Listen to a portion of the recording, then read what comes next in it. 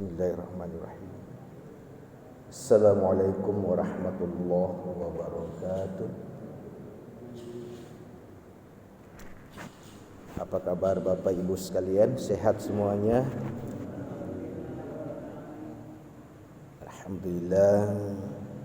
Senantiasa kita bersyukur, memuji, mengagungkan, membesarkan Allah Subhanahu wa taala. Subuh hari ini Allah masih sehatkan kita. Allah masih hidupkan kita, baik jasmani maupun rohani kita. Mudah-mudahan keluarga kita, tetangga kita, saudara-saudara kita yang sehat, Allah angkat penyakitnya. Amin ya rabbal. Mudah-mudahan mereka disehatkan kembali, kemudian mereka digiatkan untuk beribadah kepada Allah Subhanahu wa taala. Alhamdulillah hamdan katsiran thayyiban mubarakan fi asbahal mulku lillah walhamdulillah la syarika lah wa la ilaha illahu wa ilaihin nusyur. Alhamdulillahilladzi ahyana ba'da ma amatana wa ilaihin nusyur.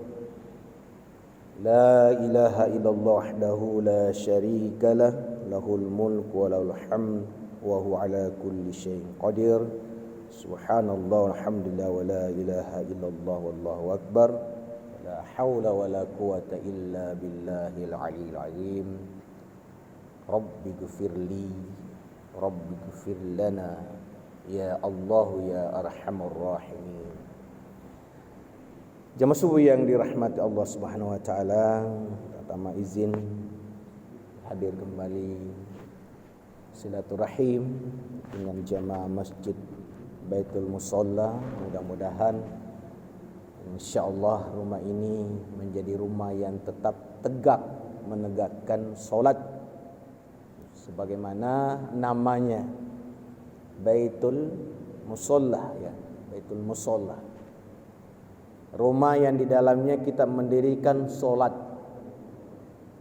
Mudah-mudahan Allah senantiasa istiqomahkan kita untuk terus menegakkan solat ini, karena sesungguhnya solat ini adalah pokok pilarnya agama kita. InsyaAllah jika pilar atau pokok atau tiang ini kita jaga tetap tegak, maka perkara-perkara yang lain pun insyaallah mudah kita tegakkan. Tapi kalau solat kita tidak kuat, solat kita tidak tegak, bagaimana mungkin perabot-perabot yang lain akan bisa tegak dengan baik? Ya. Kalau tiang masjid ini tidak tegak, loyo, lembek, gimana kita memasang dinding itu Pak? Biar dindingnya kuat, kalau tiangnya lembek, tidak usah lembek, lentur aja udah bahaya Pak. Kan? Tiangnya misalnya dari rotan, walaupun rotan itu kuat gak rotan Pak? Tapi karena dia tidak tegak,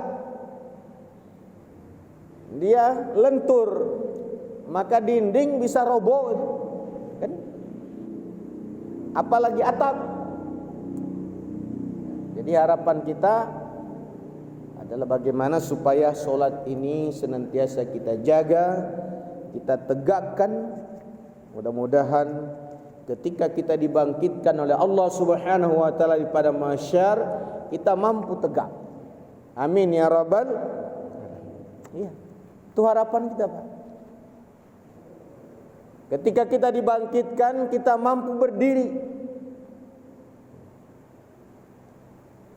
Yaumil Qiyam namanya. Saat itu orang dibangkitkan berdiri. Hari di mana manusia bahkan makhluk yang lain semua berdiri menunggu.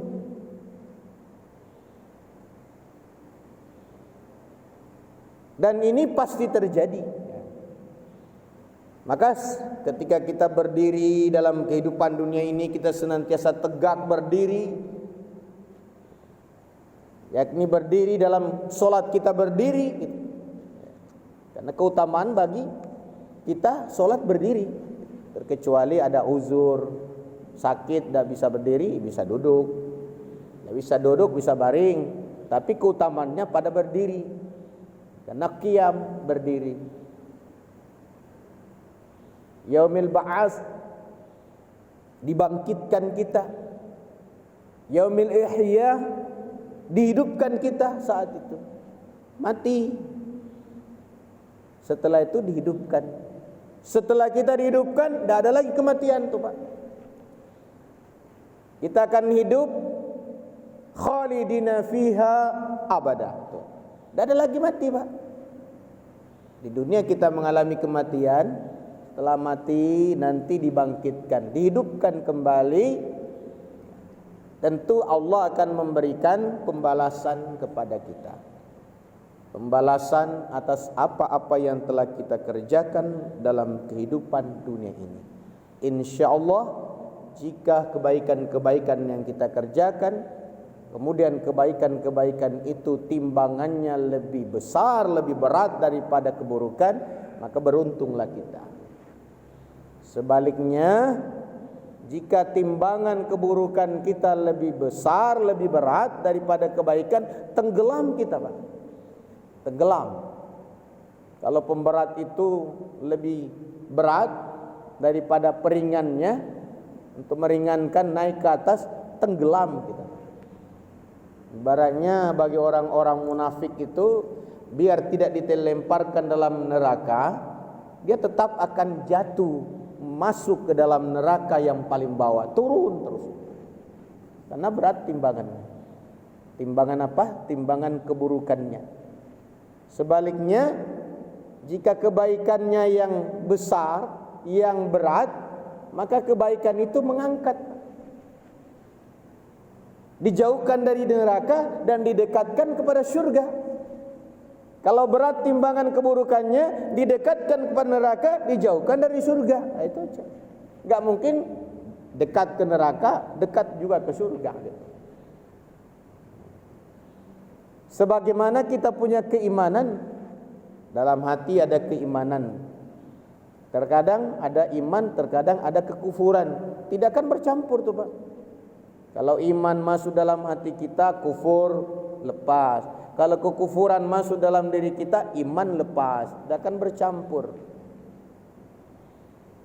Alhamdulillah, mudah-mudahan Allah menghimpunkan kita dalam majlis ini dalam keadaan diliputi oleh keimanan kepada Allah Subhanahu wa ta'ala. Jamaah subuh yang dirahmati Allah Subhanahu wa ta'ala, dalam muqaddimah tadi saya membacakan beberapa zikir, lafaz zikir al-ma'surat, yaitu zikir yang kita baca menjelang terbit matahari. Asbahna asbahal mulku lillah walhamdulillah la syarikalah wa la ilaha illahu wa ilaihin nusyur. Bagi bapak-bapak, ibu-ibu yang sudah berumur, mari kita memperbanyak zikir ini. Kalau misalnya tidak mampu memperbanyak, ada kesibukan, bertasbih kepada Allah. Subhanallah wa bihamdi adada khalqihi wa ridha nafsi wa zinata arsyihi wa midada kalimati. 3 kali udah cukup tuh Pak. Udah luar biasa. Ini adalah satu jenis tasbih yang diajarkan Rasul kepada salah seorang istri yang bernama Safiyah. Diajarkan itu. Dalam suatu riwayat disebutkan, ketika Nabi berangkat mau sholat subuh, istri tadi berzikir. Kemudian Nabi SAW pulang, istri tadi masih berzikir, tadi masih bertasbih. Dikatakan kepadanya, apa yang kamu amalkan gitu. Maka disebutkanlah. Lalu Nabi katakan, maukah aku menunjukkan sesuatu yang lebih baik dari semua itu? Ya. Dari semua yang kamu ucapkan tadi, maukah kamu saya ajari sesuatu yang jauh lebih baik daripada semua yang kamu ucapkan tadi? Ya tentu istri berkata, iya. Nek mau. Maka Nabi katakan, bacalah subhanallah wa bihamdi adada khalqihi wa ridha nafsi wa zinata arsyihi wa midada kalimati. Hafal enggak Pak? Ibu? Hafal enggak? Hafal gitu. Ya. Pendek kok Pak. Subhanallah wa bihamdi adada khalqihi wa ridha nafsi wa zinata arsyihi wa midada kalimati. Coba kita ulang Bu, Bapak ya. Subhanallah wa bihamdi adada khalqihi wa ridha nafsi wa zinata arsyihi wa midada kalimati. Itu. Segala puji bagi Allah, kan? Subhanallah wa bihamdi, maha suci Allah dengan segala puji baginya. Adada khalqihi, sebanyak bilangan makhluknya. Adada khalqihi, sebanyak bilangan makhluknya. Jadi cuma satu kita menyebut, tapi Allah sudah menilai sama bilangannya dengan makhluk. Luar biasa kan?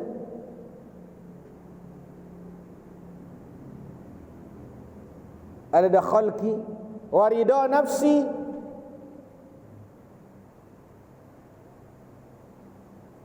wa zinata arsyihi, seluas arasnya yang agung. Coba bayangkan Pak.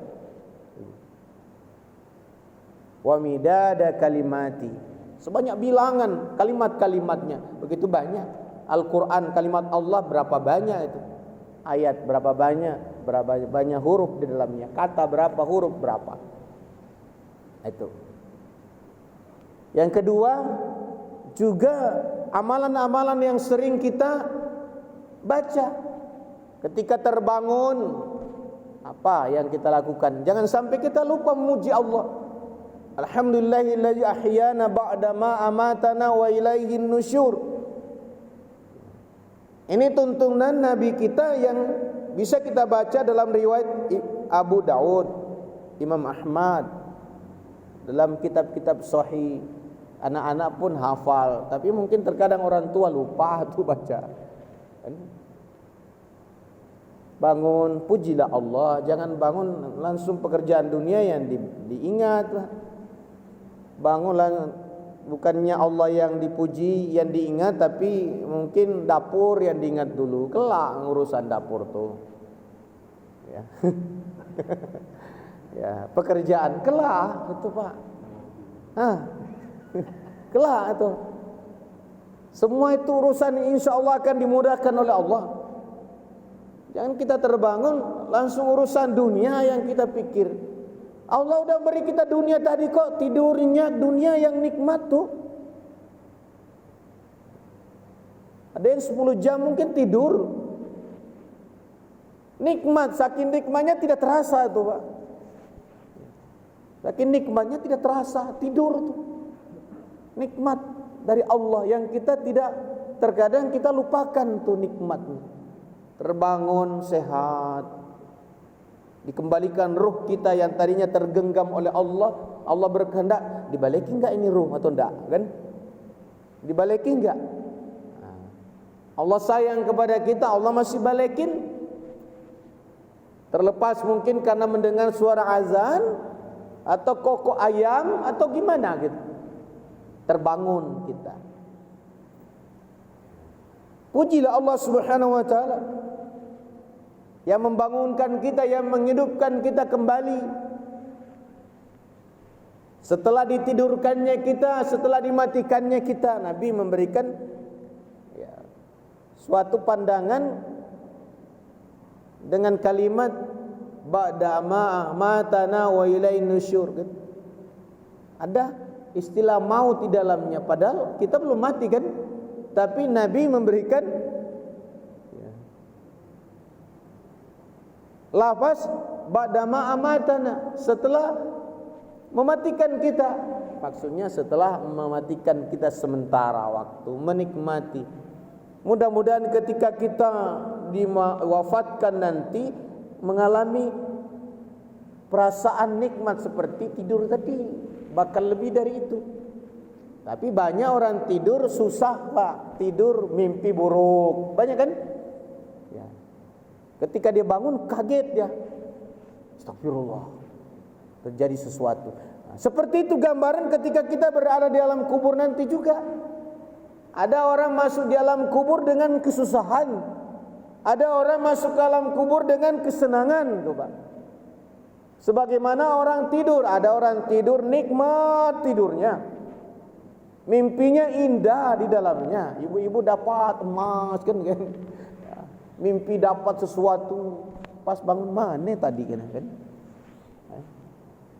Kalau bapak-bapak mimpi dapat istri baru kan misalnya kan. Pas terbangun mana tadi ternyata bantal kan. Atau dapat istri baru, mimpi indah kan. Ya. Tak apa-apa, Pak. Senang karena itu karunia Allah. Ya, walaupun ibu-ibu tidak senang gitu kan. Ya. Yang jelas bahwa itu kesenangan dari Allah gitu. Asal jangan di ngomong sama istri aja, tidak usah di ngomong-ngomong kan. Ya. Nanti di kampung akhirat juga dapat seperti itu, Pak. Lebih dari itu. Ya. Jangan kita kira Allah menciptakan di kampung akhirat itu bidadari-bidadari. Untuk siapa bidadari itu, Pak? Untuk orang-orang yang beriman laki-laki. Ya. Tidak usah ragu di dunia, cukup satulah itu dulu. Nanti di kampung akhirat diberi banyak itu. Tenang hidup ini, Pak. Ya, tenang. Ya. Nikmat.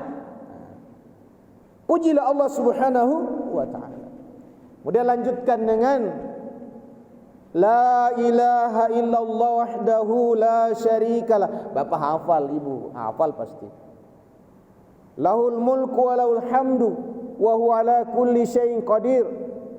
Subhanallah walhamdulillah wa la ilaha illallah wallahu akbar wa la hawla wa la quwata illa billahil aliyil azim. Allahumma ghfirli. Tuh. Tambah satu lafaz.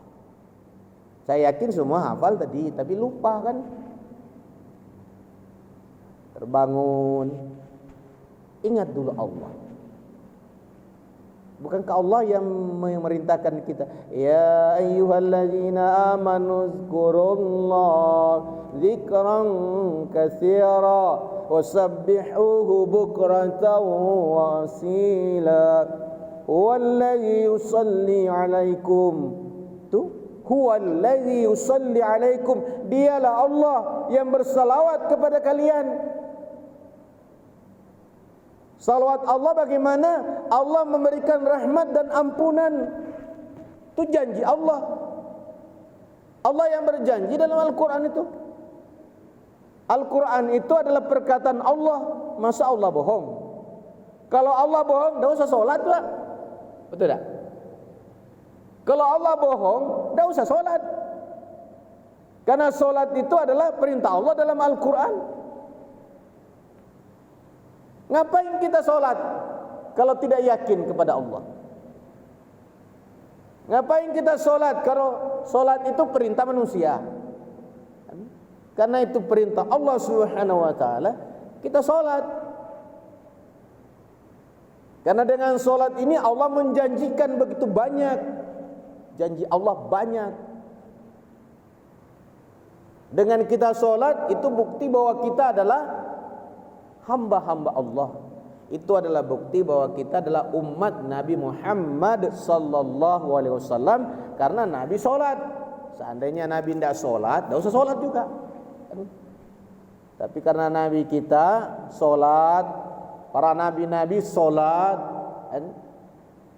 bahkan diajari oleh Allah bagaimana cara sholat, berapa kali sholat, fardunya sehari semalam diajari oleh Allah. Diajar, bukan diajar di dunia di bangku sekolah, dipanggil naik menghadap kepada Allah, diajari. Nabi melihat kok malaikat ada yang berdiri terus bertakbir kepada Allah, kok ada yang ruku terus sampai kiamat, Pak. Jadi waktu Nabi naik menghadap kepada Allah dalam peristiwa Isra wal Mi'raj, Nabi melihat macam-macam para malaikat itu. Ada yang malaikat berdiri terus menerus mengagungkan Allah sampai kiamat tuh, Pak. Tidak bergerak dari tempatnya. Ada yang ruku terus menerus memuji Allah, bertasbih kepada Allah. Subhana rabbil azim wa bihamdi, terus sampai hari kiamat, Pak. Kira-kira kita bisa enggak, Pak? Ruku sejam. Kan? Enggak usah sejam lah. Ya 10 menit udah pusing kita, Pak. Yakin tuh. Ada malaikat yang sujud terus menerus sampai kiamat juga. Allah sudah memperlihatkan para malaikat. Kemudian tergabung dah di dalam tata cara solat itu. Tergabung. Malaikat ada yang berdiri tegak, ada yang ruku, ada yang sujud, ada yang duduk. Itu senantiasa berdoa kepada Allah Subhanahu wa taala. Kita diajarkan juga ketika duduk antara dua sujud berdoa kan? Mohon kepada Allah. Sudah hafal semua? Rabbi ghfirli warhamni wajburni warzuqni wahdini wa'afini wa'afwani dan seterusnya kan? Ya. Kalau di situ kita benar-benar berdoa, kita resapi doa itu, aman kita, Pak, sebenarnya. Hanya karena kita banyak sholat ini tergesa-gesa. Sujud pun mencotot kayak ayam kan. Sama dengan kita menghadap suatu pimpinan, datang ke situ ketemu sudah itu langsung pulang. Dapat apa kita? Datang membawa proposal ke wali kota misalnya kan. Nah, disuruh masuk Pak Wali Kota, disodorkan proposal, Pak, aku pergi dulu. Dapat apa lah? Tapi kalau ngobrol, nah, solat itu adalah sarana bagi kita, kesempatan bagi kita untuk ngobrol dengan Allah. Apa sih keinginan kita itu? Kita kan datang memenuhi panggilan Allah. Berarti kita mendekat kepada Allah. Apa yang kita inginkan dengan dekat kepada Allah itu? Apa pengharapan kita? Apa tidak butuh? Kita butuh. Apa yang kita butuh? Banyak yang kita butuh. Banyak. Allah tidak bosan mendengarkan apa yang kita inginkan. Semakin banyak kita mengutarakan maksud, semakin Allah senang. Beda dengan tetangga. Oh, datang sekali dua kali mengutarakan maksud, kata orang langok kan? Bantut kan? Datang terus ngapa gitu? Belum datang juga, nah mau datang lagi tuh kan. Padahal belum tentu datang ke dia gitu. Orang datang, nah mau ke rumah lagi tuh, meminjam apa lagi misalnya kan, minta apa lagi kan. Kalau Allah tidak pernah bosan, Pak. Semakin sering kita datang kepada Allah, semakin senang Allah, semakin ingat kepada kita.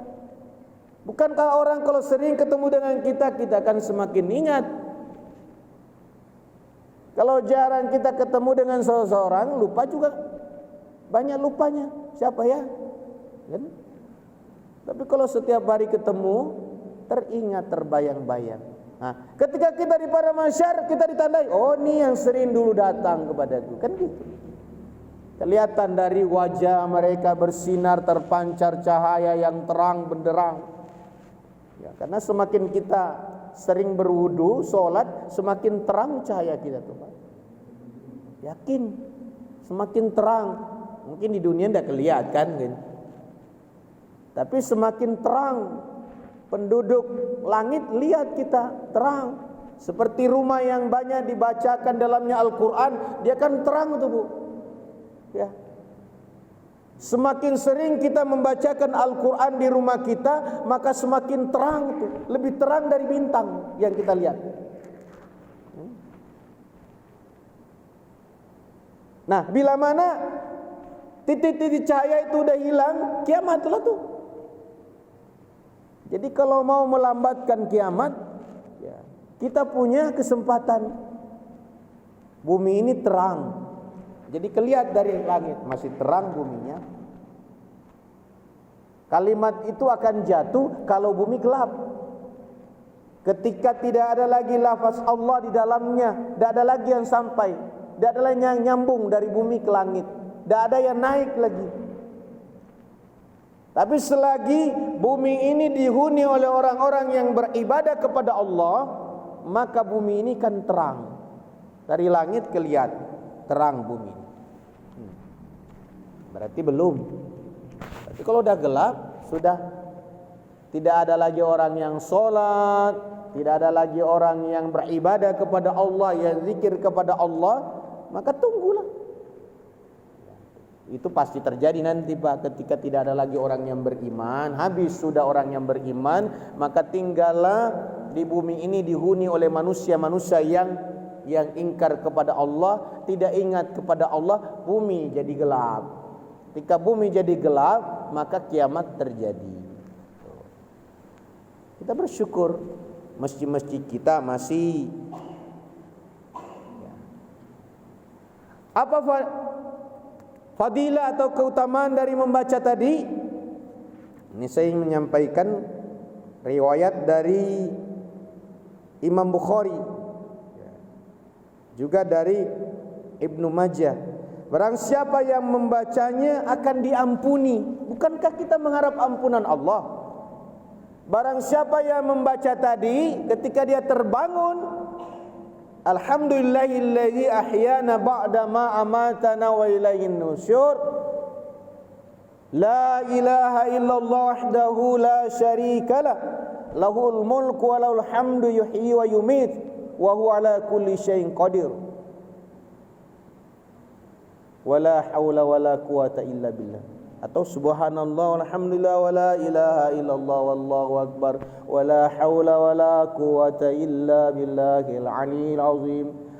Rabbi ghfirli, Allahumma ghfirli.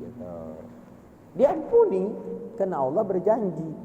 Nabi pun menyampaikan kepada kita. Karena Allah katakan tadi, siapa yang banyak ingat kepadaku, maka huwallazi yusalli alaikum wa malaikatuhu liyukhrijakum minaz zulumati ilan nur. Ya, dikeluarkan dia dari kegelapan, cahaya yang terang. Wa kana bil mu'minina rahima, terhadap orang-orang yang beriman Allah sangat sayang.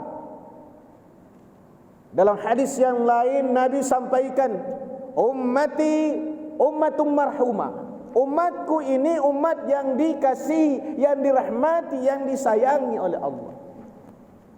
Laisa 'alaiha azabun fil akhirah. Mereka ini kata Nabi tidak diazab di kampung akhirat.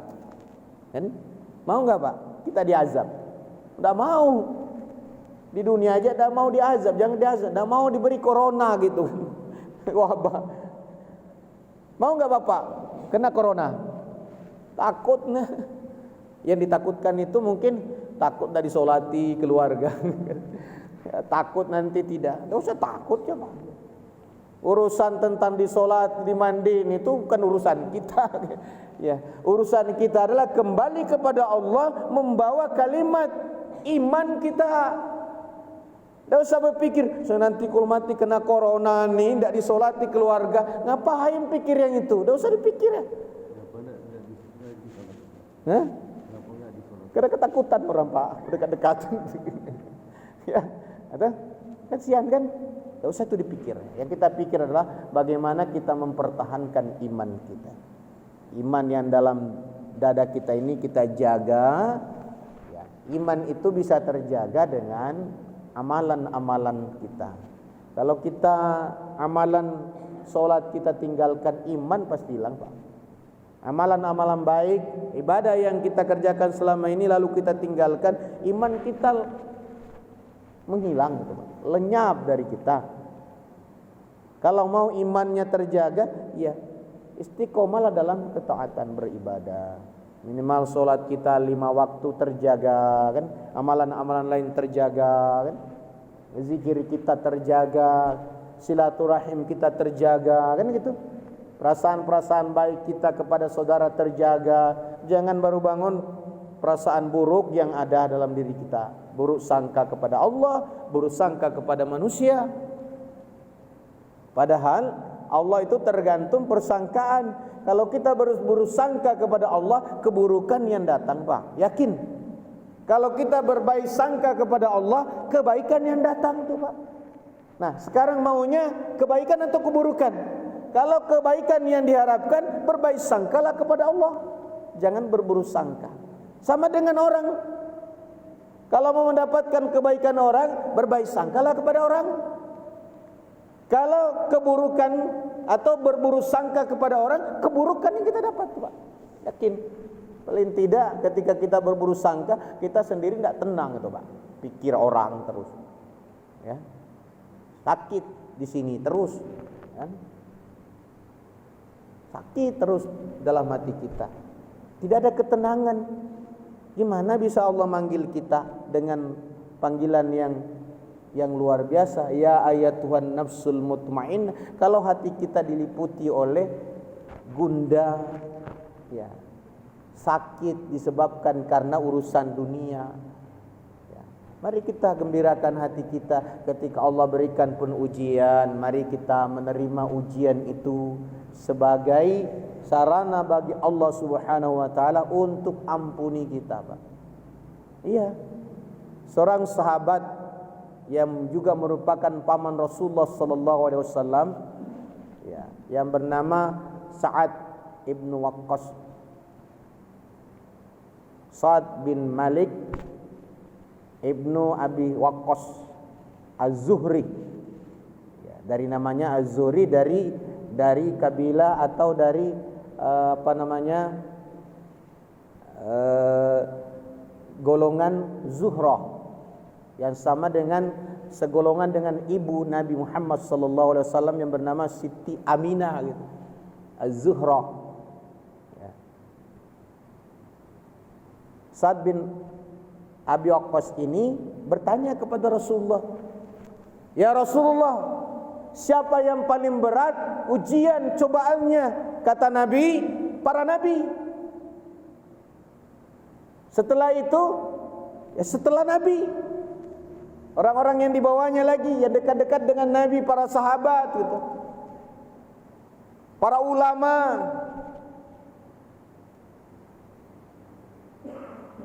Kita juga demikian. Jadi beratnya ujian itu, cobaan itu, yang paling berat Nabi, para sahabat, para ulama kita. Bukan ke para sahabat banyak yang dibantai itu, ada yang ditikam, ditombak, ada yang diracun gitu. Ulama-ulama kita pun demikian, banyak yang terzolimi, ada yang dibunuh, ada yang dipenjara gitu. Kalau kita tuh tidak seberapa gitu. Allah akan memberikan ujian cobaan sesuai dengan keimanannya, sesuai dengan agamanya. Semakin kuat dia keimanannya, agamanya, semakin berat cobaan yang Allah beri. Jadi kalau Bapak tidak mau diuji berat, ya iman setengah-setengah saja kan. Itu aja. Orang yang lemah imannya akan diberi cobaan. Dan Allah Subhanahu wa taala akan senantiasa menguji seseorang hamba ini sampai orang itu berjalan di atas muka bumi ini, berjalan di atas permukaan bumi, lalu menjadi ringan, terampuni dosa-dosanya. Itu dalam riwayat At-Tirmizi, hadis sahih At-Tirmizi dan Ibnu Majah. Artinya bahwa Allah itu ingin ringankan kita, Pak. Maksudnya tadi adalah dosa-dosa yang membebani tadi itu akan menjatuhkan kita. Ketika di padang mahsyar nanti kita tidak akan mampu berdiri, kita tidak akan mampu tegak, kita akan jatuh. Ketika kita melewati sirat, kita tidak bisa selamat, kita akan jatuh, kita akan dibiarin oleh Allah. Beda dengan orang-orang yang bertakwa. Orang yang bertakwa akan mendapatkan pertolongan. Wa in minkum illa wariduha kana ala rabbika hatman maqdiya. Dalam surah Maryam, Ibu. Surah Maryam itu adalah surah yang ke-19. Setelah surah Al-Kahfi, surah Maryam, surah Toha. Coba cari ayat 71. Baca dari 70 sampai seterusnya, atau sebelum-sebelumnya itu. Dua ayat sebelumnya dibaca dulu, baru dibaca. Di situ kita akan menemukan satu kalimat, dua ayat, tiga ayat, dan seterusnya. Wa in minkum illa wariduha. Dan tiada seorang pun di antara kalian, wahai manusia, kecuali mendatangi neraka itu. Nauzubillah. Jadi semua kita ini mendatangi neraka, Pak. Sama dengan mendatangi alam kubur itu. Itu kan proses loh. Semua kita ini yang hidup ini yakin semua akan melalui alam kubur itu. Tidak ada langsung loncat di surga, Pak. Tidak ada. Orang yang sudah meninggal sebelum kita itu masih ada di alam kubur itu, Pak.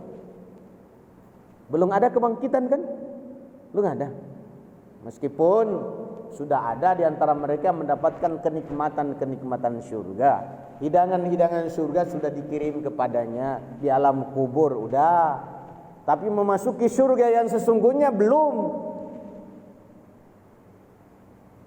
Karena nanti surga yang sesungguhnya kita masuki setelah diproses. Dan wa in minkum illa wariduha. Dan tiada seorang pun di antara kalian, wahai manusia, terkecuali akan mendatangi neraka itu. Kana ala rabbika hatman maqdiya. Qada. Yang demikian itu oleh Tuhanmu adalah ketetapan qada yang pasti. Kana ala rabbika, yang demikian itu oleh Tuhanmu hatman maqdiya, ketetapan yang pasti. Dan ditegaskan oleh Abdullah bin Mas'ud radhiyallahu an bahwa hatman maqdiya itu adalah suatu kepastian. Pasti, Pak. Sebagaimana kita yang hidup pasti mati semua. Pasti, Pak. Kita akan mati semua. Kita ini hidup, semua pasti akan mati. Semua yang ada di dunia ini pasti akan melalui kampung kubur, pasti. Alam barzakh, pasti. Maka semua yang mati nanti akan menuju kepada neraka. Nah, tinggal kita tergolong yang mana. Tsumma nunajjil ladzina taqau, kemudian Allah menolong. Kami, kata Allah, menolong orang-orang yang bertakwa. Tidak apa-apa, kita lewat, ditolong kan. Nabi Ibrahim masuk dalam api, ditolong oleh Allah, tidak kepanasan. Betul tidak, Pak? Ya nggak apa-apa, kita lewat, yang penting tidak terbakar, kan begitu. Karena sudah menjadi ketetapan Allah, semua kita akan lalui.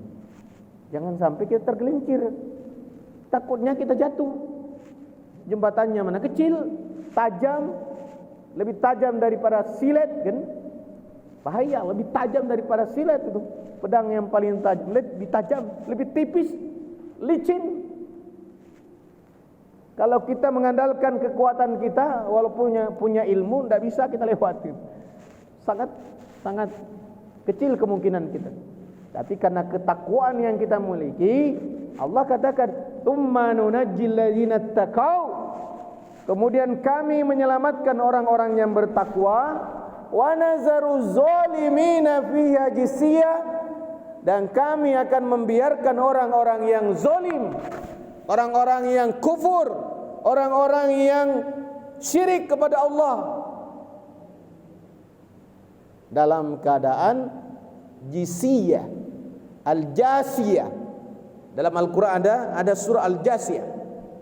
Ya. Apa yang terjadi? Orang-orang yang zalim itu akan tetap berlutut di dalam api neraka. Berarti tidak bisa lewat, Pak. Berlutut dia soalnya. Mana penuh api neraka banyak orang, berlutut, tidak bisa berjalan lah. Ditabrak dari belakang kan? Orang bertawaf dulu aja di depan Ka'bah katanya gitu. Dalam keadaan berdiri dia bisa terinjak gitu. apalagi dalam keadaan dia berlutut. Betul gak Pak? Siapa yang dari tanah suci? Cobalah berlutut ketika orang tawaf ramai-ramai, diinjak sama orang-orang Afrika sana. Ya. Tuh. Biarin berlutut Pak. Nah, mau berlutut atau mau ditolong? Kalau mau ditolong ya gampang. Mari kita tingkatkan terus ketakwaan kita kepada Allah Subhanahu wa taala. Semakin kita diuji, semakin kuat iman kita. Maka janganlah terlalu takut. Corona datang pada kita, ini kan tidak pernah kita lihat juga. Tapi yakin ada penyakit itu ada kan? Musibah itu ada. Kita tidak tahu musibah itu. Ya, kita tidak tahu bala seperti apa yang akan menimpa kita. Tapi terkadang mungkin boleh jadi kita akan dikenakan bala oleh Allah, tapi kita dihindarkan oleh Allah. Banyak tuh Pak. Terkadang kita naik motor kan, kita udah mau berangkat karena Allah ingin menyelamatkan kita, tiba-tiba ada kita lupa, gitu kan? Ada yang kita lupa, terpaksa tidak jadi naik motor dulu, balik masuk ke dalam rumah, ya kan? Tahu-taunya setelah sampai ke sana ada kecelakaan di depan kita, yang boleh jadi kecelakaan itu untuk kita tadi. Boleh jadi yang kecelakaan itu seharusnya kita. Tapi Allah tadi menyayangi kita, menolong kita karena sebab sesuatu tidak jadi kita berangkat, kan gitu. Namanya musibah ada, bencana ada, tapi kepada Allah kita memohon agar Allah melindungi kita. Tidak apa-apa. Kebakaran terjadi, yang penting bukan kita yang terbakar. Kita memohon ke rumah kita tidak terbakar. Banjir terjadi, kita memohon jangan banjir itu kena kita. Tsunami terjadi, kita mohon supaya tsunami itu tidak kena kita. Virus corona katanya udah mewabah, mohon kepada Allah agar kita terlindungi supaya kita tidak kena, kan begitu. Jadi bertawakal kepada Allah Subhanahu wa taala. Sekira demikian, mohon maaf kalau ada hal-hal yang kurang tepat saya sampaikan. Sekedar memberi semangat untuk kita terus istiqomah beribadah kepada Allah, yakin bahwa apapun yang Allah beri itu kita terima, dan sesuatu yang sifatnya mudarat kita berlindung kepada Allah, karena kemudaratan itu Allah yang kendalikan. Bismillahilladzi la yadurru ma'asmihi syai'un fil ard wala fis sama wa huwas samiul alim. Tidak ada itu Pak. Ada, tapi insyaallah kita akan terhindarkan. Kalau toh tidak terhindarkan, itu namanya qadarullah. Itu sudah menjadi ketetapan. Dimanapun kita sembunyi, kalau mau kena juga gitu. Oleh karena itu mari semangat terus kita. Demikian, terima kasih atas perhatiannya. Mohon maaf kalau ada hal-hal yang tidak berkenan. Mohon maaf. Semoga Allah senantiasa sehatkan kita, menjaga kita, memelihara kita, terutama memelihara keyakinan kita, keimanan kita kepada Allah Subhanahu wa taala. Subhanakallah wa hamdika asyhadu an la ilaha illa anta astaghfiruka wa atubu ilaik. Wassalamualaikum warahmatullahi wabarakatuh.